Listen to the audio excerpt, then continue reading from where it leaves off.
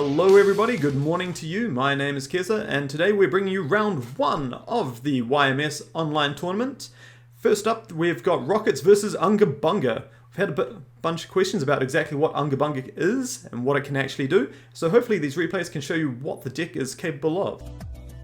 Welcome back everyone, here we are, game 1, first round of the YMS tournament. Unga Bunga leading game 1 here, going for its synchro plays. Whole idea going through the Hackler Fibrax into link cross combo, ending in a board of synchros and hand traps. But that eats a infinite impermanence there, and then it's passing back to Rockets now. Rockets have a chance here to capitalize on a reasonably weak board. See Black Metal Dragon into Striker with the chain block. But it doesn't matter anyway, because there's Called by the Grave to eat the Metal Dragon. Striker Dragon pushing through with its search of Boot Sector launch here. Quick launch coming down now, this would be a great time to have an Ash Blossom.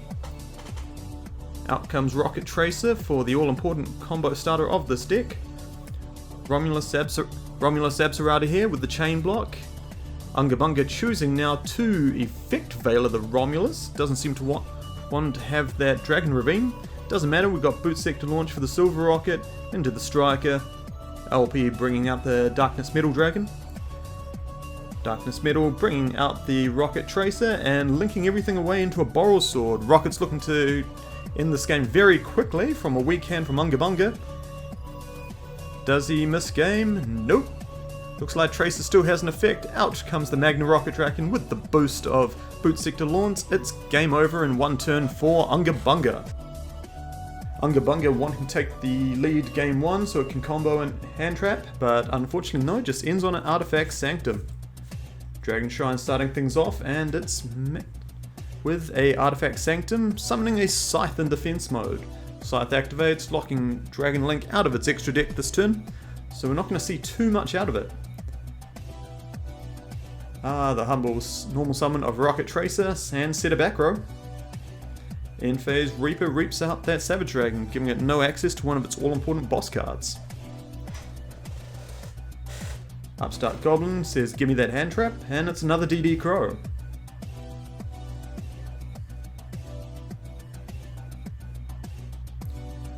Seafoot Dragon meets an Ash Blossom.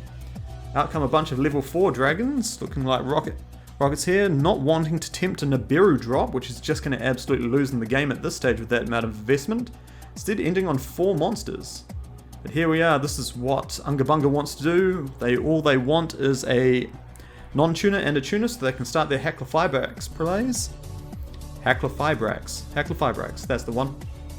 As you can see, we're going off now, bunch of tokens thanks to the link cross into a board blocker. This is looking very dangerous for Rocket Link. They do have a lot of monsters on the board, but they've got no interaction, and they would need just nothing but their monsters to break the board next turn. Excuse me, just having a coffee.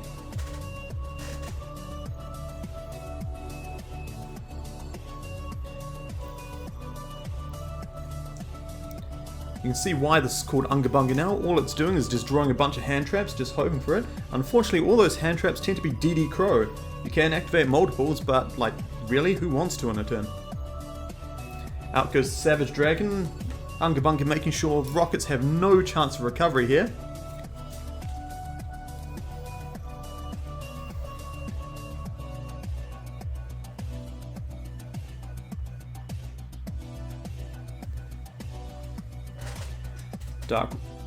Dark Ruler no more, drops everything out.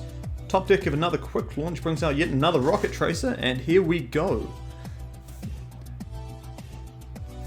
Veiler negates the Striker Dragon, which prompts the Rocket Tracer to pop the Striker Dragon, but doesn't matter anyway because there's the Call by the Grave for the other Rocket Tracer. Down comes the second Synchro monster, the Draco Berserker the Tenyi. Lucky he doesn't run 2 Savage Dragons, but here we are. Tenyi, of course, running over something, gaining the attack, and then able to make a second attack on monsters that turn. Top deck of a tuning.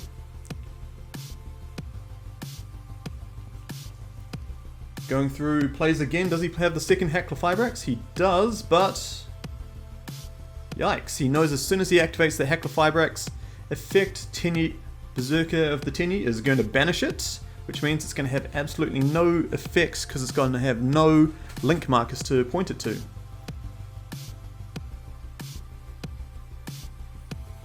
Tenyi drops up to a whopping 7800 attack here. This could be the end of game, but here we see a Battle Fader. Monster Reborn, what's Rokket gonna do? No, it's gonna go straight in for the attack here. 7800 coming at you. Battle Fader, Draco Berserker Chains to banish the Battle Fader. It can't special summon, so it can't end the battle phase. Ending the match, and Rockets take it 2-0. And there we have it, folks. Rockets take it 2-0 over Unga Bunga. You can see the fragility of what Unga Bunga is. A single negate from the Infinite Impermanence was all that it took to stop them game 1 and just got met with an OTK, with Rockets playing through all the hand traps. Game 2 sort of showed what Unga Bunga was trying to do. They did manage to get a bunch of synchros in the hand, but in the end they were just drawing the wrong sort of hand traps to go against Rokket, and in the end that was their demise. But anyway guys, thanks heaps for watching. Stick around, we should have more matches coming up from the YMS series here. Ka kite.